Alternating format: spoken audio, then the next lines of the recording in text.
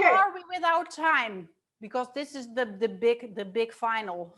We are actually on time, so we've got 4 minutes, and then we're going to open it to questions. Yeah, and I have a feeling we're going to get a lot of questions, darling. Yeah, so you go for it. So for the next one, it's a huge bouquet. I will tell you already in advance. The base is made out of the thick aluminium wire. Very, very strong base, really elegant lines.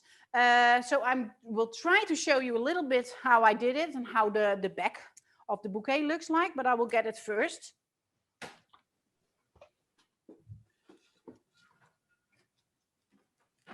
It's just a small one.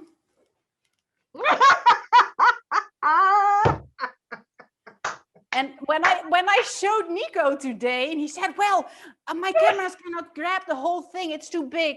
Because I always like it when you have the hearts and they have a long tail, but of course it's a bit big for the cameras. So I'm going to show it a little bit like this. Yeah.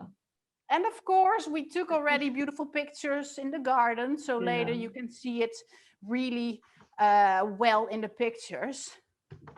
So I've used 2 rolls of thick aluminium wire inside to make the base. Maybe you can see it a little bit if you look at the back.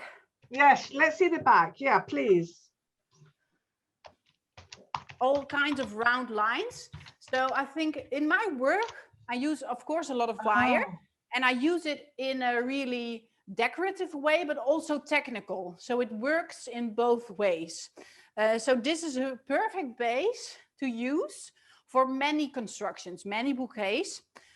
So first I made the whole frame out of the thick aluminium wire.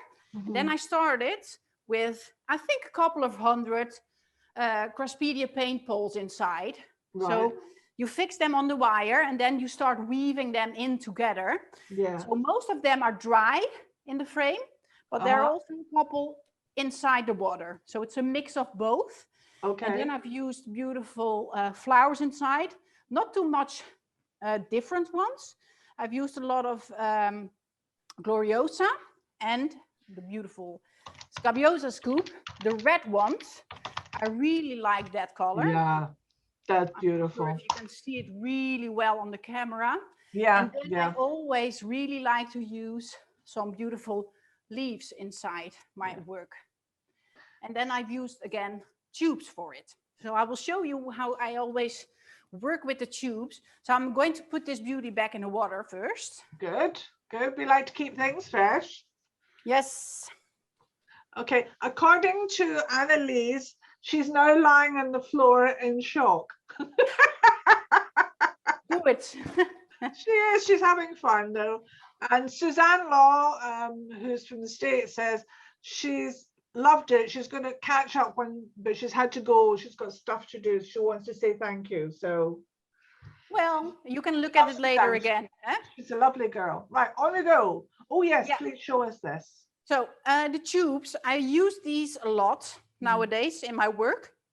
I make a lot of frame bouquets, but sometimes you can have the feeling that you miss something in a bouquet or you have a gap or something. Then I always use these tubes. They're perfect for putting in Phalaenopsis, Cymbidiums are perfect, but also I use them a lot to put leaves in. And I cover them with the drilling machine with bullion wire. I sometimes also spray paint them, but then it's really beautiful to look at these instead of looking at the plastic thing. And again, something I would prepare in advance. So I have like buckets filled with these in gold and copper and pink and black, whatever.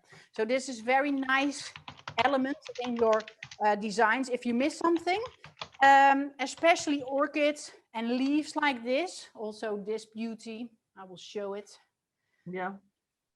This one is also very beautiful to put in tubes. Very beautiful color. I really like pink, of course, but they don't drink a lot. So it's fine to put them in the tube with one-time water and then you don't need to replace it. So that's something you always have to keep in mind.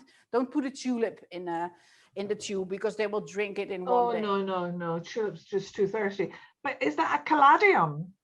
No, it's no, it looks a little bit the same, but it's actually a syngonium. That's the name. Wow. But Love it. it's quite similar, but I think this variety is much stronger because I've used them in bridal works as well a lot. And they will hold for a couple of days without water and they will still stay beautiful. Well, definitely not a caladium then, that's for sure. No. Caladiums are really tricky sometimes. Also Yeah. very beautiful, but this one is much stronger, I think. So my house is always filled with these, and also the begonia leaves, these ones, the begonia spots I have in my house a lot. So every time I do something like this and I miss something special, I always make sure I have something in my house to cut. Stunning, absolutely stunning.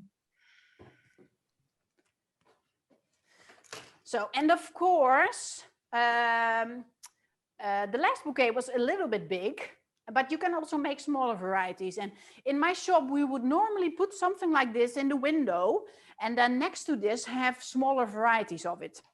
And we sold the smaller ones because the big one was standing next to it. So for us, it worked really well. And I always think you always have to keep in mind, you don't sell the big items every time. Yeah. But people talk about it and they know you're a professional. So when they know you can do it, they will come to you later for the bigger special things. And I think it's very good to show your talents to your clients if you have something special in the window. And I think it's really worth the time and effort you put into it. Absolutely.